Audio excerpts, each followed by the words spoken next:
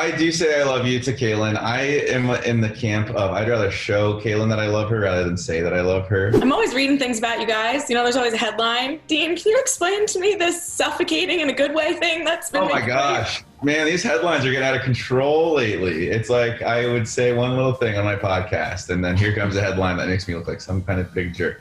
The suffocating thing one specifically was one of the questions was emailed into our podcast about being suffocating. And so that was the word that Jared and I were then using to, you know, kind of like find a common ground with that person that was talking about the suffocating relationship. So that's why it's a horrible word. Don't get me wrong. It's the wrong adjective to use to describe anyone in a relationship. I was simply saying that in past experiences, I would hate to be suffocated, but with Caelynn, although my instinct is to say, don't suffocate me. In reality, I'm like, you can suffocate me because I enjoy spending time with you, sort of thing. But I do agree with you, that does sound bad. The suffocating is a bad adjective. I mean, you know, I understand things get taken out of context, but that was a word I was like, all right, I got to ask about that one because that's a new one. Yeah, we were like laying in bed yesterday and like I saw this like little article, something about Dean suffocating. I was like, crap. And I gotta explain this one. And I clicked on it and I read everything and I was like, I remember saying all this stuff, but yeah, out of context, and even in context, it doesn't sound great, but out of context, it sounds even worse.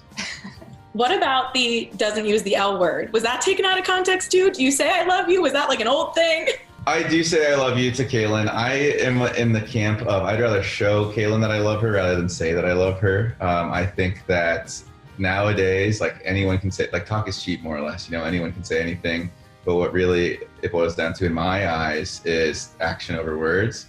And we've done like those little like psychology tests where it's like, what's your apology style? What is your love language and all these things? And mine always come down to like my love language is acts of service, right? Because I like to see action behind the words. And then my apology style was like take accountability. So it's like, I think words can mean anything, but actions can mean one thing, right? And so it's like, I would rather show Caelynn that I love her consistently and constantly and all the time rather than say a word that people throw around like it doesn't mean anything nowadays.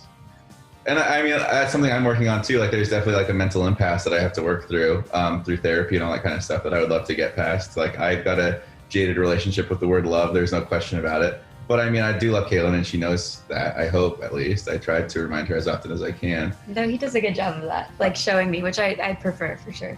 Yeah, I would rather have her show me rather than tell me.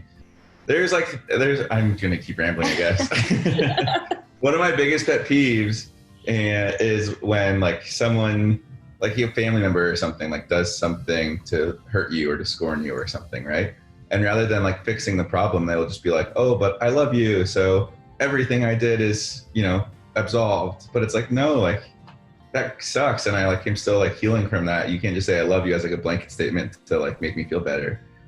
So that's kind of one of my biggest issues with that specifically. But everyone is complex and dynamic, so I guess it's hard for me to apply that to every situation. But